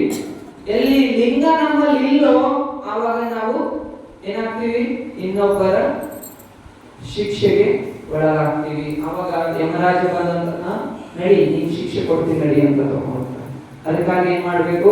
ಲಿಂಗ ಸದಾ ಎದೆಯ ಮೇಲೆ ಧರಿಸಲೇಬೇಕು. ದೀಕ್ಷೆ ಪಡೀರಿ, ಲಿಂಗ ಧರಿಸಿರಿ. ನೀವು ಧರಿಸ್ರಿ, ಮಕ್ಕಳಿಗೂ ಧರಿಸಿರಿ, ಮಕ್ಕಳಿಗೂ ದೀಕ್ಷೆ ಕೊಡ್ಬೇಕು. ನೀವು ನೋಡ್ರಿ, ಮುಸ್ಲಿಮ್ಸ್ ಎಲ್ಲ ಈ ಸಣ್ಣ ಸಣ್ಣ ಇರುವಾಗ ಸುನ್ನಿ ಮಾಡ್ತಾರ, ಕಂಪಲ್ಸರಿ ಮಾಡಿಸ್ತಾರ. ಕ್ರಿಶ್ಚಿಯನ್ಸ್ ಎಲ್ಲ ದೀಕ್ಷೆ ಕೊಡ್ತಾರ, ಸಣ್ಣದಿರುವಾಗೆ ಕೊಡ್ತಾರ. ನಮ್ ಜನ ಮಾತ್ರ ದೀಕ್ಷೆ ತಗೊಳ್ರಿ ಎಂದು ಓಡೋಗ್ತಾರ. ದೀಕ್ಷೆ ರೀ ಸಂಪ್ರದಾಯ, ಅವರಿಗೆ ಸಂಪ್ರದಾಯ, ನಮ್ಗೆ ಮಾತ್ರ ಸಂಪ್ರದಾಯ. ಆದ್ರೆ ನಾವು ನಮ್ಮ ಧರ್ಮದಲ್ಲಿ ನಿಷ್ಠರಾಗಬೇಕು. ಆವಾಗ ಮಾತ್ರ ಏನಾಗುತ್ತೆ. ನೀವು ಬ್ರಾಹ್ಮಣ್ಸ್ ನೋಡ್ರಿ, ಪೂಜೆ ಮಾಡ್ತಾರೋ, ಮಗು ಏನು 8 ವರ್ಷಕ್ಕೆ ಬಂದು ಮುಂಜಿ ತಯಾರು ಮಾಡ್ತಾರೋ, ಅದ್ರಲ್ಲಿ ಯಾರು ನಾನು ಮುಂಜಿ ಒಲ್ಲೆ ಅನ್ನಲ್ಲ. ನಮ್ಮಲ್ಲಿ ಹೆಂಗ್ ಹೇಳ್ತಾರ, ದೀಕ್ಷೆ ತಗೊಂಡ್ರೆ ಒಲ್ಲ ಅಂತ ಓಡೋಗ್ತಾರ. ನಮ್ಮಲ್ಲಿ ಕೊಳ್ಳಲ್ಲಿ ಹಾಕಿರುವಂತ ದೀಕ್ಷೆ ರಾತ್ರಿ ಮಲ್ಲ ನಡ್ತದ್ರಿ ಅಂತ ಎತ್ತಿಡೋರು ಅದ. ಅದಕ್ಕಾಗಿ ದಯವಿಟ್ಟು ಒಂದು ಸಾರಿ ದೀಕ್ಷೆ ತಗೊಂಡ ನಂತರ ಸದಾ ಲಿಂಗವನ್ನ ಎದೆಯ ಮೇಲೆ ಧರಿಸ್ರಿ. ಅದನ್ನ ನಿರಂತರವಾಗಿ ಪೂಜೆ ಮಾಡ್ರಿ. ಪೂಜೆ ಮಾಡ್ಲಿಕ್ಕಾಗಿಲ್ಲ ಅಂದ್ರೂ ಧ್ಯಾನ ಮಾಡ್ರಿ. ಒಟ್ಟಾರೆ ಲಿಂಗಧಾರಿಗಳಾಗ್ರಿ. ಲಿಂಗಧಾರಿಗಳಾಗಿ ನಮ್ಮ ಜೀವನವನ್ನ ರೂಪಿಸ್ಕೊಳ್ಳೋಣ ಅಂತ ಹೇಳ್ತಾ ಓಂಕಾರ ಹೇಳೋಣ. ಕೂಡ್ರಿ, ತೋರಿಕೆ ಬೇಡ, ಇನ್ನೊಬ್ರಿಗೆ ನಾವು ತೋರಿಸ್ಬೇಕಾಗಿಲ್ಲ. ನಮ್ಮ ಸಾಧನೆಗಾಗಿ, ನಮಗಾಗಿ ಏನ್ ಮಾಡ್ಬೇಕು, ಈ ಬೆರಳು ಅಂಟಿಸ್ಬೇಕು, ನೆಟ್ಟಲ್ಲಿ ಕೂಡ್ಬೇಕು, ಬೆನ್ನು ನೆಟ್ಟಗಿರ್ಬೇಕು, ದೃಷ್ಟಿ ಮಾತ್ರ ಇಲ್ಲಿ ಕೇಂದ್ರೀಕರಣ ಆಗಬೇಕು. ಕೇಂದ್ರೀಕರಣ ಆಗ್ಬೇಕು. ಓಂಕಾರ ಹೇಳುವಾಗ ಏನ್ ಮಾಡ್ಬೇಕು, ಶ್ವಾಸ ಒಳಗೆ ಹೊಟ್ಟಿ ತುಂಬಬೇಕು, ಬಿಡುವಾಗ ಓಂ ಅನ್ನುವಾಗ ಬರ್ತಾ ಇತ್ತು. ಗಾಳಿ ನಮ್ಗೆ ಬೇಕಾಗುತ್ತೆ. ಅದಕ್ಕೆ ಫಸ್ಟ್ ಏನ್ ಮಾಡ್ರಿ, ಶ್ವಾಸ ತಗೊಳ್ಳಿ, ಹೊಟ್ಟೆ ತುಂಬಾ ಶ್ವಾಸ ತಗೊಳ್ರಿ, ಆಮೇಲೆ ಓಂಕಾರ ಶುರು.